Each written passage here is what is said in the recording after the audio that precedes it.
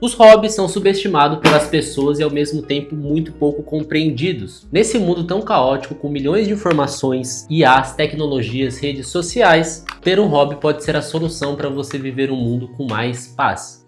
Você pode ser um publicitário e ter o hobby de fazer karatê. Pode ser um advogado e ter o hobby de dança de salão. Você é um cozinheiro e tem o hobby de fazer crochê. Ou você é um desempregado e tem o hobby de jogar LOL. Vamos parar por aqui. Antes de entender o hobby, vamos entender o nosso lado eu profissional. Eu assisti recentemente, acabei esses dias, no final da segunda temporada de Ruptura, que fala sobre o trabalho, que você não é o seu trabalho e você esquece quem é você fora do trabalho e seu eu dentro do trabalho esquece quem é você fora, meio confuso, mas faz muito sentido.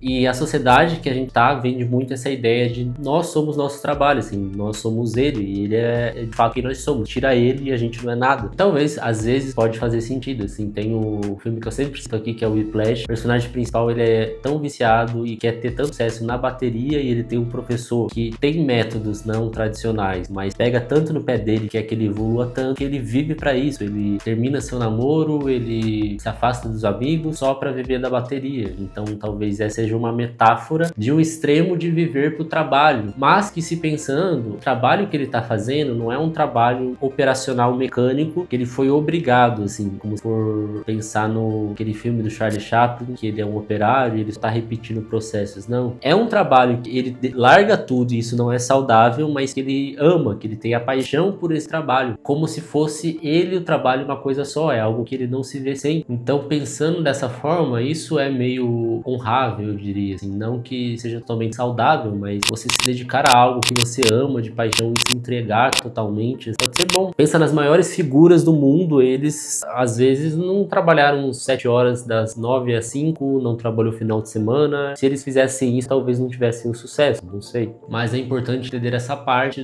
da paixão pelo trabalho que algumas pessoas sentem, talvez 10% da população, porque está totalmente ligado aonde que eu quero chegar sobre os hobbies. Quando eu comecei a pesquisar sobre hobbies, pesquisei de forma porca no GBT do que eles falam sobre hobbies, e a resposta automática deles foram: hobbies existem porque o ser humano precisa de expressão, propósito e alívio emocional. Eles são atividades não obrigatórias que fazemos apenas pelo prazer, mas isso não os torna fúteis, muito pelo contrário. Do ponto de vista psicológico, eles reduzem estresse, dão identidade, estimulam a dopamina, canalizam emoções. Guardem principalmente o estimula a dopamina e dão identidade. Querendo ou não, estamos numa sociedade capitalista que muitas vezes vendem ideias para lucrar mais e vendem hobbies, ideias de hobbies para lazer que são lucrativos. Mais pra frente eu vou falar um pouco mais que existem dois tipos de hobbies, os hobbies manuais e os hobbies online, assim, os hobbies relacionados à tecnologia. E os que são relacionados à tecnologia estão envoltos em querer liberar essa tal de dopamina, então eles já têm esse propósito de ir liberando em escalas progressivas a dopamina e às vezes travar e você só vai seguir se fizer o que eles querem, pagar o que eles querem. E esses hobbies muitas vezes podem estar relacionados a algo mecânico. Então o primeiro argumento que eu trago é que não necessariamente a gente tem que fazer um hobby com um propósito, tenha um super propósito, uma super filosofia. Pode ser algo extremamente não funcional assim para sua vida, que não tem nenhum propósito, só tá fazendo ele para se divertir, para liberar tempo, para ter um prazer que vai acabar ali mesmo, na hora, sem nenhum a mais. Um hobby que eu tenho relacionado a isso é jogar FIFA. Eu jogo FIFA online e, modéstia à parte, até que jogo bem, só que esse hobby ele não me traz nada mais, assim, não tem nada por trás, assim, não sinto nada mais a não ser liberar dopamina instantânea jogando ele. E eu tenho uma carga de trabalho excessiva, pode ser positiva para mim em alguns dias. Claro que se eu só viver para esse jogo, aí pode ser mais prejudicial. Agora, sobre os hobbies que dão identidade para a pessoa, eu perguntei para uma pessoa conhecida se ela tinha um hobby, qual hobby era esse. Ela falou que gostava de jogar vôlei, aí eu perguntei por quê, e ela respondeu: uai, a resposta é muito besta e simples, hahaha, mas é porque eu gosto, kkkk, me faz bem, me deixa feliz, hahaha.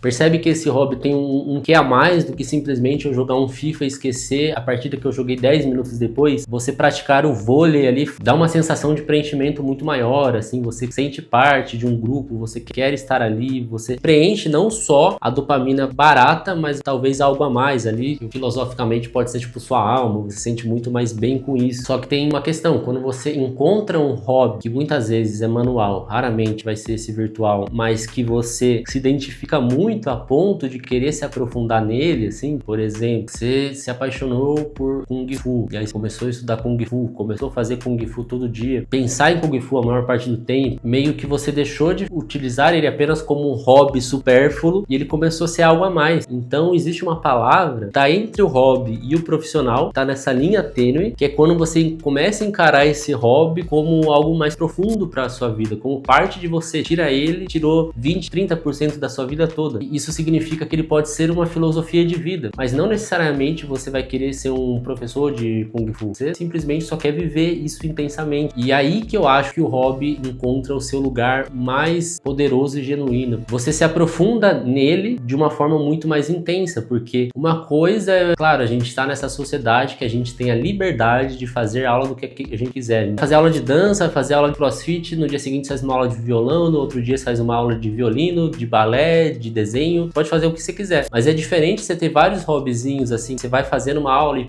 faz só o básico, do que você realmente pegar alguma coisa e aprofundar. Então eu acho que a beleza muitas vezes está em você aprofundar e se tornar avançado em algo, porque quando você se torna avançado em algo, você consegue encontrar muito mais beleza, potência e empoderamento no que você está fazendo ali. Você escolhe uma aula de canto e você desenvolve o canto muito bem, assim. Aí quando você se torna avançado em canto, é tipo um superpoder que você adquiriu ali, que você pode cantar pros outros, pra você, e você vai cantar muito bem, todo mundo vai ficar de boca aberta, e você se aprofundou tanto que é parte de você ali. Você é a fulana do canto. E eu acredito muito nessa ideia de sermos multipotenciais e não binários. Assim, no século XX começou essa ideia de binários, que você é o especialista em privadas, mas antes disso, no iluminismo, ali com Da Vinci, tinha muito essa ideia de sermos multiartistas, multipotenciais. Pode ter uma profissão de arquiteto, mas também pode ser desenhista, você pode ser escultor, você pode ser filósofo, pode ser um pouquinho de cada, mas todas essas áreas, claro, essa linha do Da Vinci ele desenvolvia ao máximo. Então, claro que ele é um gênio, mas você pode pegar 2, 3 áreas ali que você vai especializar, talvez sua profissão, e um hobby ali que você vai ficar muito bom. Tem um livro que eu gosto muito, que é o Trabalhe 4 horas por semana, e ele é um clickbait, que ele não fala que você tem que trabalhar 4 horas por semana, ele apenas dá dicas de como você otimizar o seu tempo e viver uma vida muito mais saudável, mas também com potencial de crescimento dos seus objetivos. E o autor, ele fala que ele era um marqueteiro lá dos Estados Unidos, mas ele cansa, não é porque nem existia isso de nômade digital, e ele vai lá para Buenos Aires viver uns meses em Buenos Aires. E aí ele começa a fazer no tempo livre à noite dele aulas de tango, e aí só que em vez de ele pegar toda a aula de tango, ele pega específico o estilo que ele queria para entrar numa competição daqui 6 meses. E aí em 6 meses fazendo aulas lá direto, ele avança tanto que ele consegue ganhar essa competição em Buenos Aires. Então isso fala muito do que ele continuava trabalhando, continuava ganhando dinheiro pro projeto dele, com a empresa dele, mas ele conseguiu em 6 meses ali